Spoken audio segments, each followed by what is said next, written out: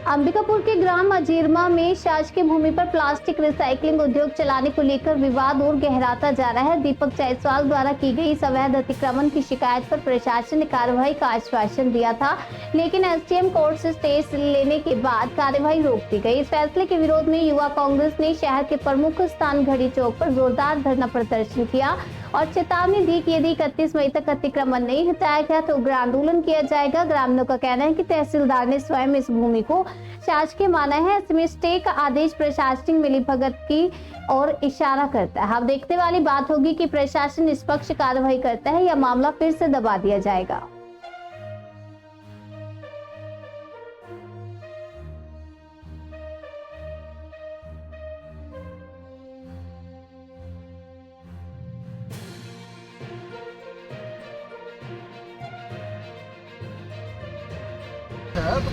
तो क्या बोलते हैं प्रकरण वगैरह मंगाए हैं, भेजेंगे। हमारा क्या बोलते हैं हमारे तरफ से भी इसको रखेंगे कोर्ट साहब के पास। आपने प्लास्टिक दुकान पर कब्जा किया हुआ है ना, क्या है ना, प्लास्टिक दुकान पर कब्जा किया हुआ। ये लोग वाले में परेशान 3 बार 4 बार लोगों ने अब तो लोग अच्छा ये करना इतना आपने समय दिया कि स्टे भी रखे, ठीक है। अब इसको आप 15 दिन के अंदर अपनी करिएगा। आपका लिखित मैं बात कर रहा हूँ, मैं बात कर रहा हूँ, बात करेंगे। मैं आपको 15 दिन का समय दूँ। 15 दिन के अंदर को अगर खाली नहीं कराएंगे तो मैं यहाँ पर जाना पड़ेगा। यदि नाले से स्थगन हट जाएगा पुनर्वास की जमीन पर प्राइवेट व्यक्ति ने कब्जा कर वहाँ के पुनर्वास से संबंधित जो व्यक्ति लोग हैं उनकी आपत्ति है। पहले भी आपत्ति तहसीलदार साहब को दिया था। तहसीलदार साहब ने मौके पर जाकर मुआयना किया और पाया कि शासकीय जमीन पर कब्जा किया गया, तो गलत कब्जा किया। उन्होंने कहा था कि हम हटा बावजूद अगर तहसीलदार के बाद एसडीएम कोर्ट दे देता है और कह रहे शासकीय जमीन पर अगर कोई कब्जा कर रहा है और स्टे लगा है तो स्टे वैकेट करने की किसकी जिम्मेदारी है? सरकार की है। जमीन किसकी है? सरकार। पूरे इतने लोग परेशान हैं।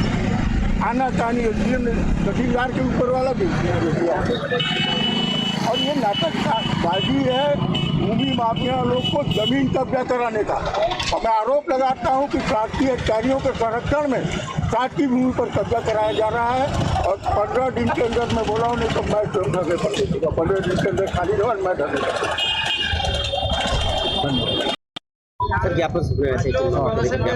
प्रदर्शन किया गया था। अजीरमा के शासकीय भूमि के अतिक्रमण के संबंध में ज्ञापन एवं धरना का यहाँ पर कार्यक्रम रखा गया था, क्योंकि उसमें हमारे द्वारा बेदखली आदेश जारी किया जा चुका था और उसको हटाने की कार्रवाई भी चल रही थी। टीम वगैरह सब गठन हो गया था। इसी दौरान अनाधिकृत के द्वारा वरिष्ठ न्यायालय में अपील किया गया। वरिष्ठ न्यायालय से स्थगन होने के बाद हटाने की कार्रवाई नहीं किया गया। सर, शासकीय भूमि पे स्थगन आदेश कैसे आया?